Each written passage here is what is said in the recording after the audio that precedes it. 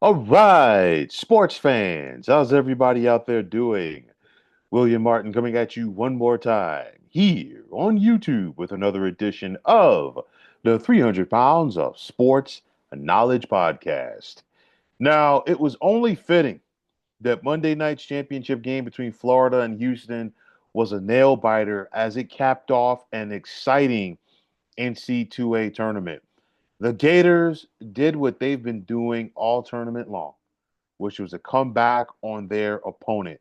Florida had already done it to Connecticut in the second round, Texas Tech to win the West Regional, and of course, on Saturday, they did it to get past Auburn in the national semis.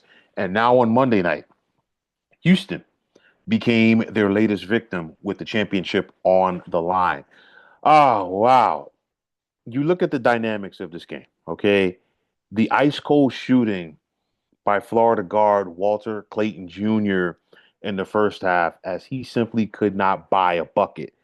But even with their best player struggling, Florida was only down 3 points at the half, and that was huge right there. The hot shooting of Will Richard in the first half really helped to keep the Gators in this contest.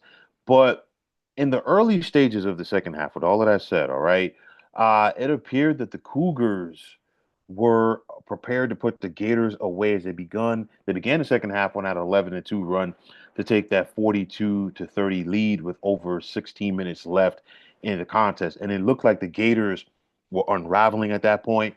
We saw the technical foul on the bench, you name it. But Florida and head coach Todd Golden kept their composure. And it was one of those where, you're not going to go out there in a game of basketball if you're down 12 and tie the game up with one play. Florida went out there and they started to chomp away little by little. Okay. And as they did so, they were slicing in that lead, and Florida just started building that momentum, and they kept it close enough so that when Walter Clayton Jr. was able to get going, it was game on. And you would think the two technical fouls that Florida did receive in the second half could have easily doomed them. But you saw the mental toughness of this team. Why? Because those technical fouls rallied the Gators. And to me, I think the first technical foul was a game changer because from that point on, we saw the emotion from the Florida bench. We saw the emotion from Florida head coach Todd Golden. He started to get his way because he kept working those referees, and it worked for the Gators for the rest of the second half as Todd Golden started to get some calls in his favor. Getting the Houston Bigs into foul trouble really changed this game. And of course, when Tugler fouled out for Houston, that really opened things up in the paint for Florida. Now, after we saw Florida trail for about 38 minutes in this contest, or more than 38 minutes in this contest, should I say, they reclaimed the lead with just under a minute to go. And then coming down the stretch, when it was money time, Florida beat Houston at their own game, which was to play lights out defense. You just go and simply look at that last possession for the Cougars to end this game. They never had the opportunity to get a shot off as Florida really dug their heels in and played some strong defense en route to winning the national championship. You know, it's one of those where I look at a guy like Walter Clayton Jr. and I think this should be a message to any young hoopers out there because when your jump shot is not working, you're not getting into the flow of the game. It's really easy to go out there and sulk. That's not what Clayton did. He got benched, yes, but his coach stuck with him and is like, hey, his jump shot wasn't working. I'm gonna start getting to the basket. And of course, when Tugler was in foul trouble, it made it a little bit easier. But he started getting to the basket and getting points. Yet he didn't simply rely on his jump shot, and he was doing the little things to help his team, get back into the game and help his team win. You look at that play by Emmanuel Sharp when he went up for the shot. He wanted to go up for the shot, but it was the defense of Walter Clayton Jr. that made him change that mind at that half second, at that split second, should I say. And that was a big dynamic in Florida going out there and winning this game. But nonetheless, you look at it, this game was truly the thrill of victory and the agony of defeat, as it was the high as it is the highest of highs for Florida, and of course the lowest of lows for Houston, as they simply could not capture that low hanging fruit that was right there for the taking. And of course, unfortunately for Houston, they finished their season 35-5, phenomenal year. But you ask yourself, how did the Cougars lose this game? For me, Houston being unable to take advantage of Florida's poor play in the first half, because as bad as Florida played, they were only down 3 points. They weren't shooting, okay, the turnovers, you name it. And they were only down three. Houston didn't do themselves any favors because they shot poorly. Florida just shot under 40% for the game, but Houston was under 35%, and they were only 6 of 25 from beyond the 3 point line. So all of that worked into Florida's favor. The Gators won the foul advantage. They they committed 11 fouls on Monday night to the 19 that were committed by Houston. And it's one of those where you got to, when you have a championship game like this, and two evenly contested teams, because again, these were two one seeds coming into the NCAA tournament. Two teams that took the court in San Antonio on Monday night with identical 35-4 records. It comes down to the sum of little things.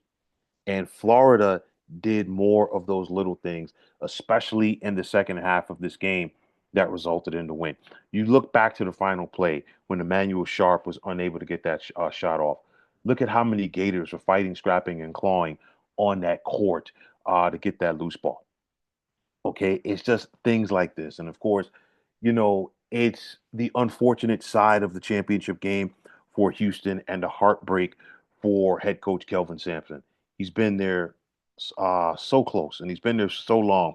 You think about his basketball coaching journey, Oklahoma, Indiana, and of course now with Houston. And he has turned this Houston Cougars program back on and return them rather to the national stage like they were in the days of Guy Lewis. You look at the Cougars, each of the last 3 years, they've been a one seed in the NCAA tournament.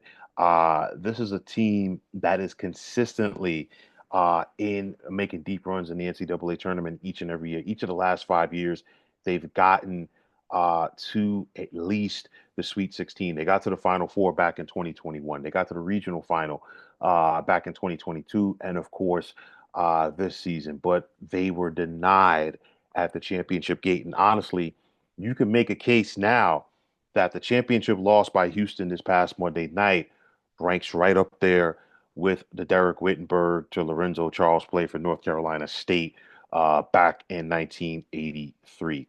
Todd Golden just became the youngest head coach since Jim Valvano, speaking of NC State, to win the title. And when he replaced Mike White 3 years ago, when Mike White abruptly decided to leave Florida for Georgia, who knew that Todd Golden would turn things around so quickly, and who knew that Todd Golden would lead the Gators to a national championship?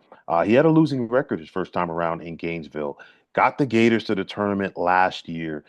They were for one and done. They lost in the first round, and we've seen the evolution of this Florida basketball program as Todd Golden has taken them back to the heights that they had when Billy Donovan, of course, was walking the courts in Gainesville. So nonetheless, the city of San Antonio has given us some epic Final Fours. 1998, which is won by Kentucky. 2004, which is won by Connecticut. 2008 with Kansas. And then, of course, 2025 here with the Florida Gators. You look at Florida, they survived the brutal Southeastern Conference this season, and now they're truly indeed the kings of college basketball, as only Connecticut has won more national championships in men's basketball since 2006 than Florida has. So overall, you look at this NCAA tournament, and what's the best way to sum it up? I know that it was a tournament that was dominated by the higher seeds, by the big boys, if you will. Of course, the NILs and the transfer portal, played something into that. But nonetheless, it was still full of excitement from top to bottom, from start to finish. Okay. You look ahead to next season, it's one of those where I know some people are already starting to like rank teams in the top 25 for next year. Still too easy, too early to call it because you still got players declaring for the NBA draft, the transfer portal, you name it. The biggest question for me is, will the gap continue to grow between the haves and have-nots in college basketball? And I truly think so. It's the same narrative for college football. The big guys at the table, they've got the bigger NIL budgets, they've got more money to offer. And of course, because of that, they are going to get the better kids. So it's going to be more difficult for the mid majors or the lower tier programs to attempt to establish something.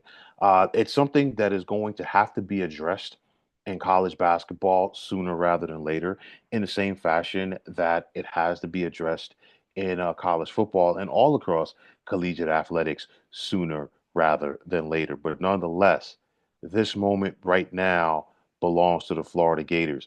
I said coming into this tournament, after they won the SEC tournament, I felt that the Gators should have been ranked as the number one overall seed. The way that they ran roughshod through the SEC tournament, you look at their blend between quality guard play and quality play in the front court, their size in the front court, their ability to rebound, their ability to defend. And I think last night's championship game, or pardon me, Monday night's championship game, as well as the Final Four, the two national semifinals, Auburn and Florida and Duke and Houston. And, coming down the stretch, when it came down to the nitty gritty in this tournament, it still shows you at any level, defense is still an important part of the matter. And when it comes to defensive basketball, you can't just play it whenever you want to, whenever you think, the mood is right. You have to have an attitude with it. You have to have a mentality. Houston got to the championship game because they played defense. Florida was no slouch either. Okay, you heard those sneakers squeaking on the court. I think it was also important where going back to the championship game, when Florida came back into this game, it wasn't just like a one guy on five situation. They were running set plays, they were cutting, they were setting picks, they were getting to the basket.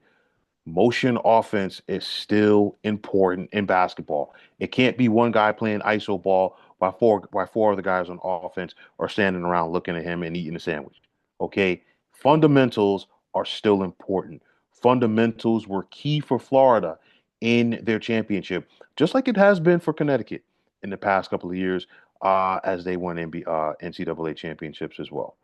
Fundamentals are still the key. The Gators were all in. They both them and the Cougars left it all out there. Phenomenal championship game, phenomenal Final Four, phenomenal NCAA tournament, phenomenal college basketball season as a whole. And as we put this 2025 college basketball season into the books, I think bigger and better things are on the horizon for next season. But nonetheless, folks, that is going to wrap it up. And as always, I want to take this time out to thank each and every one of you for tuning into the 300 Pounds of Sports Knowledge podcast here on YouTube. And I want to take this time out to thank all of you fine folks out there for tuning in. And if you haven't already, please feel free to subscribe to this podcast. Pardon me, subscribe to this channel as well as liking this podcast. Also, if you're on the X, formerly known as Twitter, please feel free to follow me at 300 Pounds of Sports. And like I always say, if you follow me, it'll be my pleasure to follow you right back. There is also the sports discussion group on Facebook at the Sports Depot 365. And you can check it out. Drop a line and be a part of one of the better sports debating sites going on social media. So, once again, fine folks, my name is William Martin, and I'm signing off and I'm saying take care and have yourselves a wonderful day.